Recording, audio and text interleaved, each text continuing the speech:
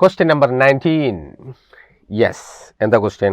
A wire of resistance R and length L cut into 5 equal parts.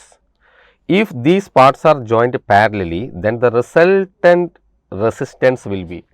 എത്ര simple questions ആണല്ലേ, നിങ്ങൾക്ക് feel ചെയ്യുന്നില്ല അങ്ങനെ?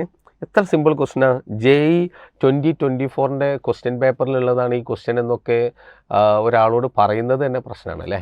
ഓക്കെ, എനിവേ, അപ്പോൾ നോക്കൂ, ആറിനെ 5 ഈക്വൽ പാർട്ടാക്കി കഴിഞ്ഞാൽ ഒരു പാർട്ടിൻ്റെ വാല്യൂ എത്ര ഉണ്ടാവുക? That is R divided by 5. ശരിയല്ലേ? മൊത്തം വയർ ഈക്വൽ പാർട്ടാക്കി, അപ്പോൾ R/5 ആണ് റെസിസ്റ്റൻസ്. ഇനി നമ്മളോട് അതിനെ പാരലലി കണക്ട് ചെയ്യണം. അപ്പോൾ identical resistors when connected in parallel R/N. അപ്പോൾ ഇവിടെ എത്രയാണ്?